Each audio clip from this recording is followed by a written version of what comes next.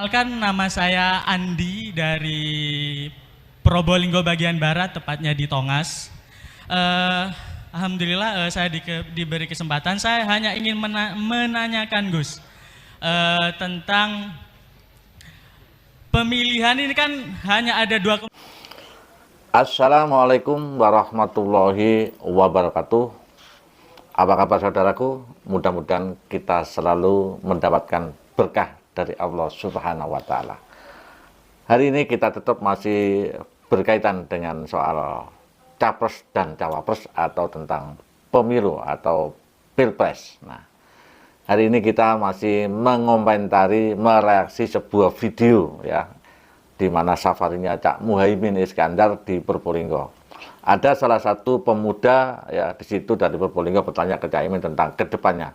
Apabila Cak Imin dan Pak Anies tidak ditakdirkan untuk menang, langkah apakah yang akan dibuat ke depannya? Oke, kita ikuti perbincangan pemuda dengan Cak Imin di forum di Probolinggo. Kita ikuti sejenak. Kenalkan, nama saya Andi dari Probolinggo bagian Barat, tepatnya di Tongas. Alhamdulillah saya diberi kesempatan. Saya hanya ingin menanyakan Gus tentang pemilihan ini kan hanya ada dua kemungkinan, ada yang menang dan ada yang kalah, seperti itu. Jikalau Muhaimin Iskandar dan Anies Baswedan sudah ditakdirkan tidak menang misal di 2024 ini, saya minta klarifikasinya Anda di sini, Gus. Apakah Anda mau untuk tetap di oposisi atau enggak malah kayak partai sebelah gabung dengan koalisi pemerintahan? Silakan. Soalnya kalau kalah, saya tentu siap untuk menjadi oposisi. Dalam rangka apa? Dalam rangka menjaga keseimbangan dan kontrol terhadap pemerintah. Yang kedua, untuk negara demokrasi seperti Indonesia, menjadi oposisi bukan pilihan yang tidak baik. Oposisi sama mulianya dengan penguasa untuk menjadi kontrol dari pembangunan nasional. Oke, pemerintahan. Pesan saya, jangan takut untuk berada di posisi, Gus. Di oposisi, karena oposisi itu mulia. Saya nggak mau kita sudah berdarah-darah di sini untuk dukung Anies dan Muhaimin. Kita nggak mau jatuh pertanyaan seorang muda Cak Imin.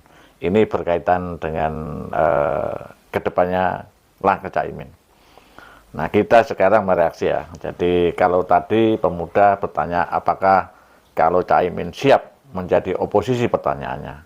Dan pertanyaan ini sudah pertanyaan ringan ya, pertanyaan yang sederhana, tetapi jawabannya sangat berat ya. Sebenarnya sangat berat ini karena ini menyangkut kita yang belum tahu dan tentang kebiasaan ya PKB. Ini berkaitan dengan PKB yang jelas Cak Muhaimin ya. Nah, kenapa saya bilang bahwa pertanyaan ini ringan, jawabannya berat ya. Pertama apa? Dalam sejarahnya PKB itu tidak pernah menjadi oposisi dalam sejarahnya PKB ya, karena PKB ini kan sedikit kan anaknya orang NU, dan selama ini NU itu tidak pernah menjadi oposisi dan selalu mendukung pemerintah. Jadi antara PKB dan NU sebenarnya secara organisasi ya itu PKB, kemudian secara personal itu orang NU. Nah, dan ini memang tidak bisa dilepas begitu saja, walaupun statement beberapa orang NU menyatakan NU adalah bebas di mana-mana, tapi apapun kita tidak bisa mengukiri kalau PKB lahir itu karena NU, karena pendirinya adalah Gus Dur. Nah, kembali kepada tadi yang saya sampaikan bahwa pertanyaan ringan tetapi jawabnya berat, dan Cak Muhaimin dengan tegas menyatakan menjadi oposisi itu tidak kalah terhormatnya daripada yang menjadi yang pro dengan pemerintah. Perlu juga diingat bahwa di negara kita tidak ada istilah oposisi ya, secara legalitas tidak ada.